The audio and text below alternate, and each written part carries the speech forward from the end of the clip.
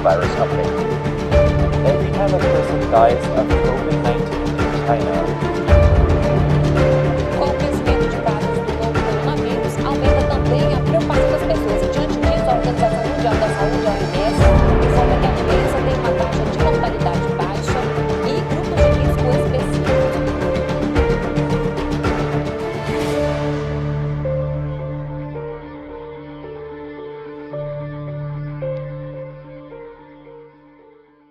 Olá, colegas médicos e médicas. Hoje vou falar aqui a convite do curso sobre um tema que acompanha e é provavelmente maior no segunda onda desse grande desafio que é o desafio da geração da pandemia do Covid.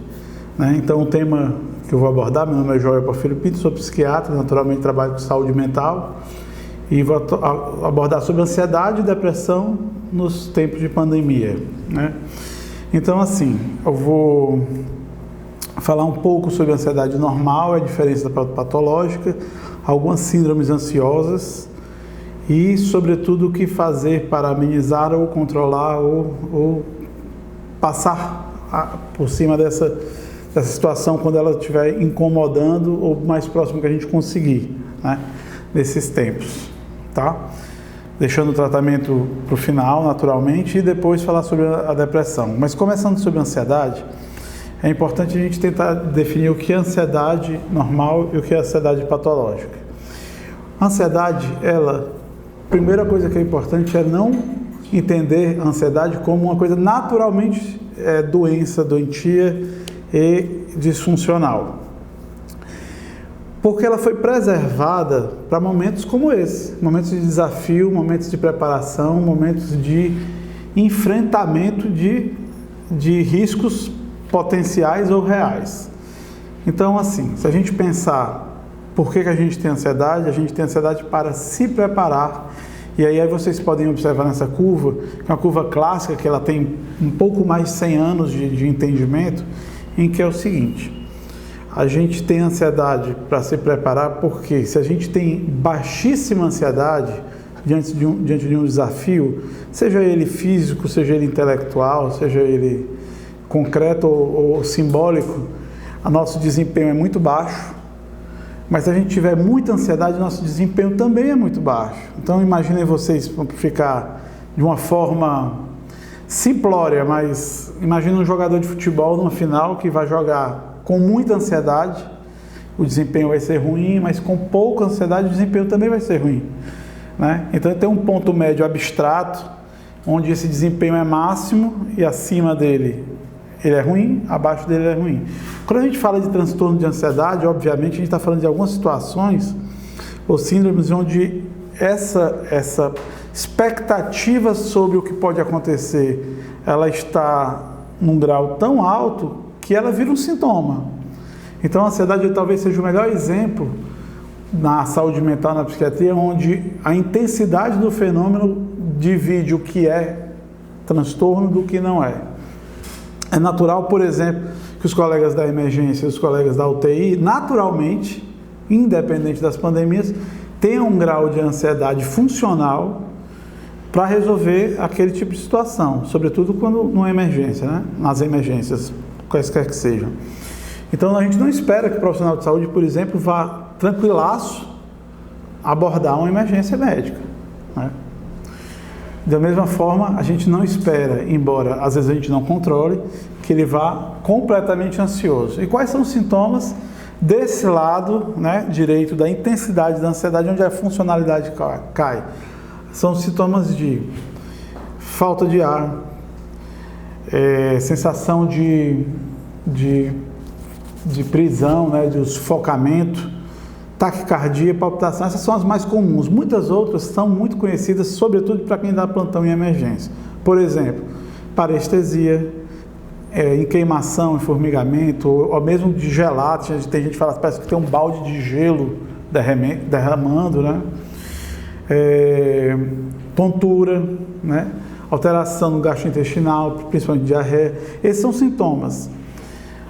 Então esses são sintomas físicos e os sintomas, quais são os sintomas mentais? Estamos falando do problema mental. Existem também os sintomas cognitivos, de grande insegurança E quando a gente atinge um pico rápido desses sintomas, onde vai ter muito sintoma físico e alguns sintomas de pensamento, sintomas cognitivos, a gente vai ter aqueles 3 pensamentos clássicos do pânico, que é eu estou morrendo, que é o mais comum, ou estou ficando louco, ou estou perdendo o controle. São esses 3 sintomas cognitivos que acompanham os sintomas físicos quando a curva de ansiedade, que não é essa que está projetada, mas a curva de ansiedade ela está lá em cima, passou de um limiar onde ela se torna sintomática, né?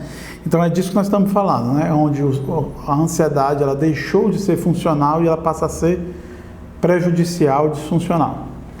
Então, como é que se organizam esses sintomas de ansiedade? Eles têm algumas organizações sindrômicas e classificatórias, nosológicas, que não vem muito ao caso, mas só para explicar, quando essa ansiedade ela sobe em um pico rápido, súbito, e às vezes demora alguns minutos, classicamente entre 10 e 15, normalmente não mais que meia hora, isso se chama pânico, o ataque de pânico.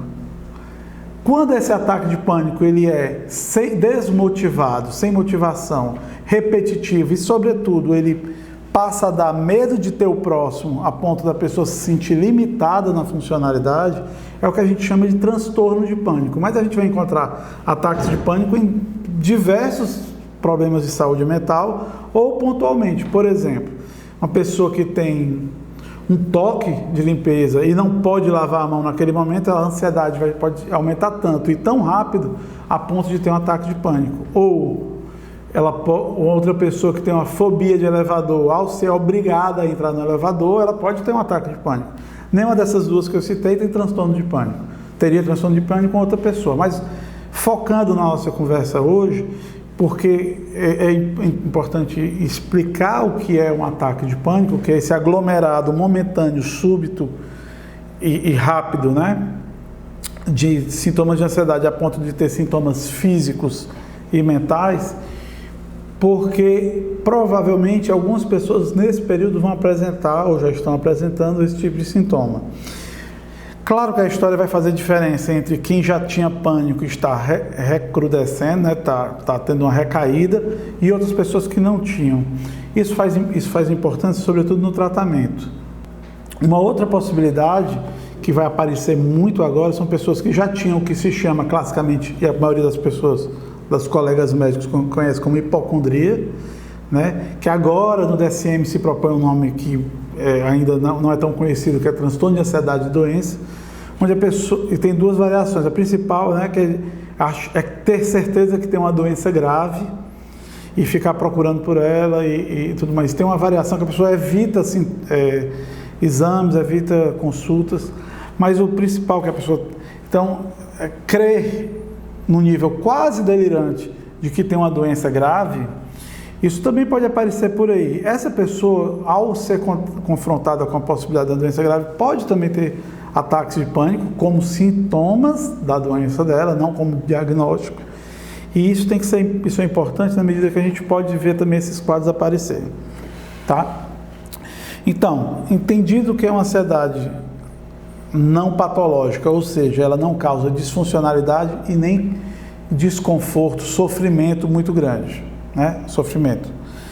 A partir desse ponto, onde tem sofrimento e disfuncionalidade, ela passa a ser mais facilmente explicada como patológica e pode se encaixar em uma dessas classificações diagnósticas.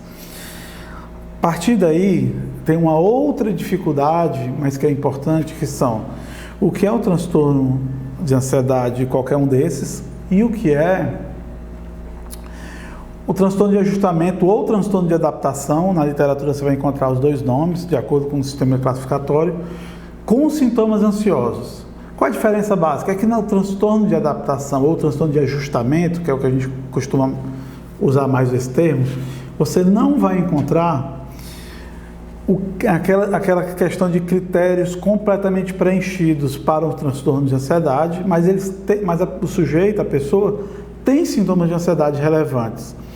Esses sintomas de ansiedade, eles são secundários a um estressor e eles não passam de 6 meses, e esse estressor tem que ser pelo menos nos últimos 3 meses. Ou seja, acontece alguma coisa ou alguma mudança na vida que leva a sintomas de ansiedade. Esses sintomas não preenchem os critérios, eu não vou aqui encher de critérios, porque isso tem na literatura, tem na internet muito fácil, os critérios. Ele não preenche os critérios, mas tem sintomas suficientes para ter sofrimento. Isso é o que se chama de transtorno de ajustamento ou transtorno de adaptação. Por que isso é importante? Porque muda a forma de tratar, né? Eu tenho um sintoma, não preenche os critérios, mas eu preciso fazer alguma coisa para melhorar. Classicamente, o tratamento do transtorno de adaptação são as coisas que eu vou falar, tirando o remédio, que é o próximo ponto da conversa, e o afastamento ou resolução do que está sendo o estressor. Mas veja só, um estressor como a pandemia, é meio óbvio que a gente não pode, ao nosso bel prazer e ao nosso interesse, tirar ou deslocar ou interromper esse estressor. Então esse é o grande problema, né? Esse é o grande problema, que a gente está diante de uma possibilidade de pessoas criarem ou surgirem, né, sintomas de ansiedade ou depressão, que a gente fala já, mas o estressor não depende da nossa possibilidade de manejo, né? Então, ok. E qual é o manejo? Então, aqui vocês vão ver agora assim, uma lista bem com ênfase em algumas das primeiras coisas, porque as primeiras coisas estão em maior ou em menor grau à mão de qualquer um de nós, de qualquer um dos nossos pacientes, qualquer um dos nossos colegas, médicos, enfermeiros, fisioterapeutas que estão nesse enfrentamento, ou profissionais de outras áreas que também estão diante desse desafio. Atividade física é remédio. Atividade física é remédio. Para algumas pessoas é necessário que seja todo dia, sobretudo, obviamente, quanto mais melhor, desde que não seja um exagero, mas é improvável que alguém que esteja sintomático consiga exagerar. Mas por quê? Porque tem um relaxamento muscular momentâneo, tem a melhora do sono naquele dia, e o sono também é terapêutico, tem a diminuição de alguns fatores estressantes corporais, inclusive neurobiológicos, né? Diminuição de algumas cascatas aí neurobiológicas de estresse e sofrimento, e a liberação de algumas outras proteínas, não só a endorfina famosa, mas também as proteínas que garantem uma maior quantidade de ligação sinaptogênica, né? Que são as famosas neurotrofinas, a mais famosa dela, BDNF, mas não é só ela. Então, quando você faz atividade física, você está fazendo um bem momentâneo e uma coisa semelhante à cascata de resposta do remédio, que vai ser o último ponto dessa parte. Outra coisa que tem muita ação, e quem quiser bote nas bases de dados aí, meditação, ou o nome americano que está na onda, na moda, mas uma moda boa, nem toda moda é ruim, que é mindfulness. Coloque mindfulness e anxiety em qualquer base de dados, vocês vão ver que a curva é quase logarítmica. Está na moda a curva logarítmica? Quase logarítmica a curva da quantidade de estudos sobre ansiedade. Então você vai ter ansiedade em pacientes oncológicos, ansiedade em pânico, em outras situações, onde a meditação já demonstrou ser efetiva. Obviamente que quanto mais ansioso, mais difícil fazer meditação, mas ainda assim mais necessário. E como tudo na vida, quanto mais você faz, melhor você fica. Qual é a vantagem? A vantagem é que hoje em dia você pode fazer por tutorial de YouTube, hoje em dia você pode fazer por aplicativo.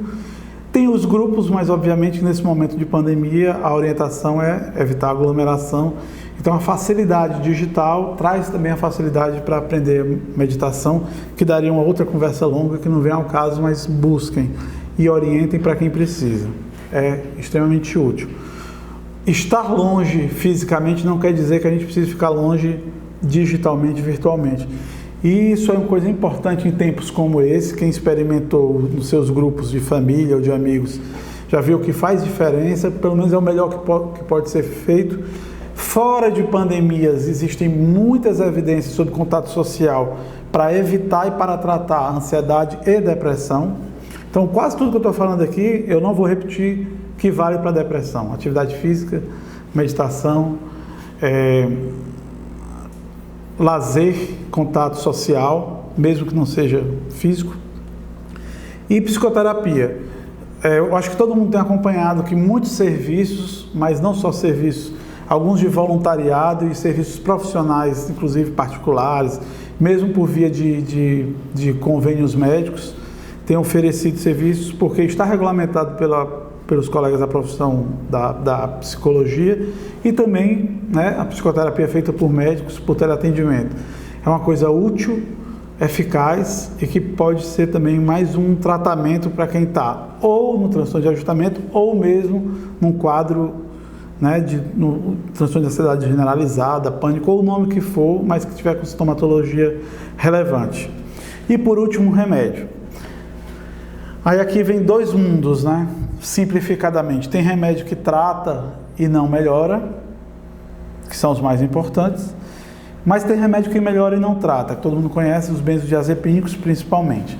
Se a gente imagina que vai ser um curso de tratamento de curto prazo, que o estressor vai ser tirado em curto, médio prazo, e essa pessoa não tem um histórico de um transtorno de ansiedade, enfim, uma comorbidade psiquiátrica relevante, eu posso imaginar que, além de tudo que eu já falei, a gente pode lançar mão de benzodiazepínico em dose baixa e principalmente dando preferência de meia-vida longa, que em poucas semanas eu possa tirar quando passar essa tempestade. Essa é uma possibilidade. O que é de meia-vida longa? Clonazepam e diazepam. Uma vantagem do clonazepam tem em gotas, então você pode fracionar a dose para a mínima necessária. Ah, Joel, então eu vou passar calmante para todo mundo? Não, é claro que não. Estou falando para quem não resolver com aquilo tudo lá ou tiver um outro quadro mais grave. E, terminando a ansiedade, e os tratamentos medicamentosos que não melhoram na hora, mas que são tratamentos? Principal, inibidor seletivo de recaptação de serotonina, pela tolerância e baixo efeito colateral e, sobretudo, num momento como esse, pela baixa interação medicamentosa, danosa, né? Então vocês vão ter aí no grupo sertralina, paroxetina, escitalopram, fluvoxamina e paroxetina, e também os duais, duloxetina, venlafaxina e desvenlafaxina. São ótimas opções também. Tem aí nos livros, na internet, dose mínima, dose máxima, lembrando sempre que, se for necessário, eles vão demorar 10, mas sobretudo 14, 20 dias para começar. Lembrando também que todos eles demoram. Os inibidores seletivos têm pouco efeito colateral, um deles é enjoo, por isso você tem que começar com a dose menor, né, a subdose terapêutica. Por exemplo, escitalopram, um remédio super fácil, tem em vários lugares, tem várias marcas, deve ser começado com 5, embora a dose mínima efetiva seja 10. Isso vale para todos eles, né? Eu não vou ficar repetindo porque é um material de fácil acesso. Você deve começar com metade da dose mínima efetiva, por exemplo, 5 mg do escitalopram, já que a dose mínima é 10, o comprimido dá para partir, depois de uns 8 dias você vai começar a tomar um todo, e principalmente para as pessoas que você imagina que vão precisar passar aí 6 meses a 1 ano, né? Obviamente que quem já toma e está tendo recaída, é bom que procure profissional que já conhece, se for possível, porque provavelmente vai precisar de um reajuste de dose ou de uma troca. Aí fica uma área mais específica dentro da psiquiatria. Mas da ansiedade é isso. Considerando isso que eu falei sobre a ansiedade, vou passar para a depressão de uma forma mais rápida, porque a gente espera e a gente tem visto em alguns trabalhos sobre outras epidemias, mas que obviamente não se comparam com o que a gente vive hoje, mostra que os transtornos de ansiedade eles são mais frequentes. Mas a depressão também é relevante. Então a primeira coisa é, tristeza não é depressão. Depressão demanda 2 semanas ou mais de sintomas cotidianos, diários, relevantes e sempre aquele limiar, para causar disfuncionalidade e ou sofrimento, né? Então, ficar triste porque não encontra as pessoas, ficar triste enfim, por uma série de coisas que nós estamos vivendo, é compreensível e pode ser proporcional.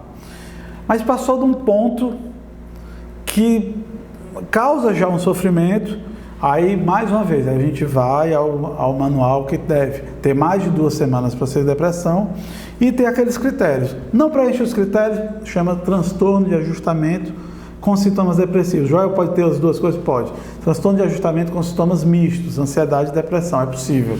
A boa notícia é que o tratamento é semelhante, né? Então,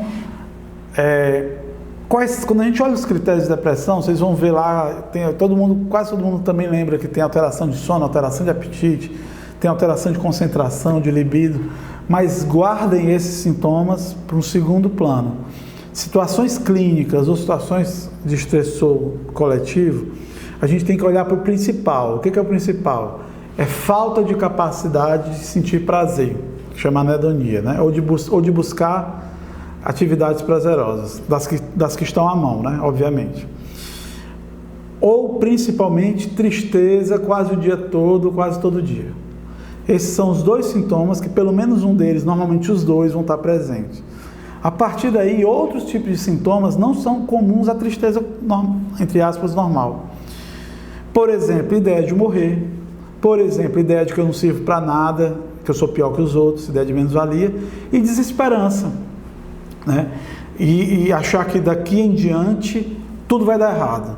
A tríade dos colegas da área cognitiva é assim: eu sou ruim, o mundo é ruim e o futuro é ruim. Essa é a tríade, simplificadamente, bastante simplificadamente, do pensamento do deprimido, né?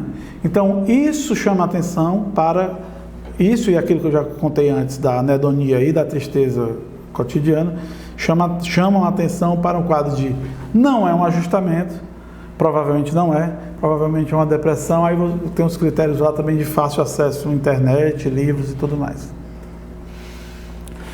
Eu já falei sobre a diferença, né?